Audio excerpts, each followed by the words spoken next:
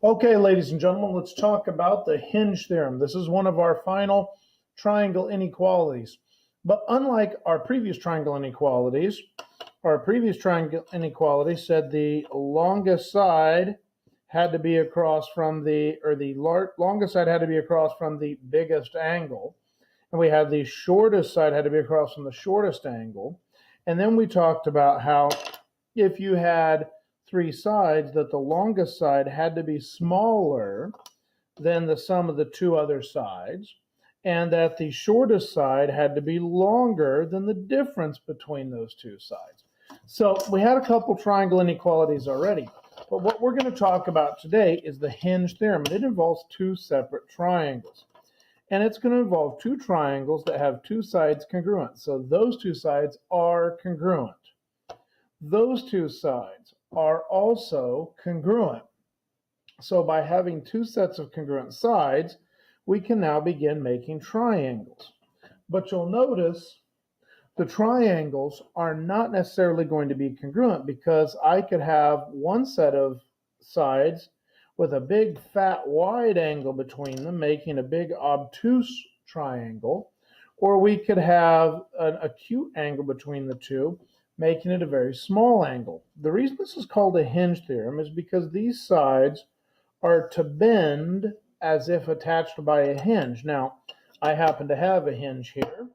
It's actually an antique hinge, but it works nonetheless. The Hinge theorem works on the principle that as two sides, in fact, these two sides would indeed be congruent, as those two sides open or close, as the angle between the sides changes, that's going to change the length of the third side. So if I have, in essence, a third side, let's see if I can do this even with the parallax, is I have a triangle like this with two sides congruent, but the third side is about 2 inches. Now, I could make, with the same two triangles, if I open it up, the third side has to be 4 inches. So the wider the angle, the longer the third side. The smaller the angle, right in here, the smaller the third side. And it's going to work whether the two sides are congruent or not. The wider the angle, the longer the sides. So it's called the Hinge theorem because we're going to be moving that angle between the two sides. So with that, what we in essence have is, if I have two triangles, and in this case I have this triangle with a third side of about 7 inches, this triangle with a third side of about 7.5 inches, it is very clear that this angle up here is going to be much bigger than this angle down here. And if I move the sides away, we find that that's very much true. So the Hinge theorem says if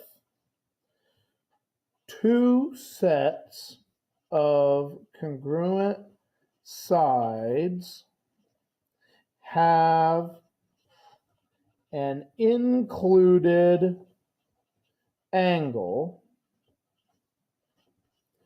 for two triangles.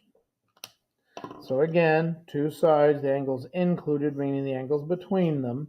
And it's true for two different triangles. Okay?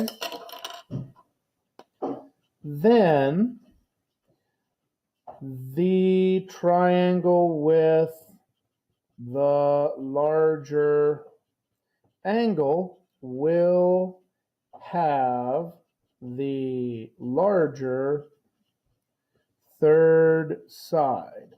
Now, again, that's a whole lot of words, but it's a fairly simple concept that the larger the angle, the larger the third side. So we'll come back and we'll do a couple examples of that here in a minute.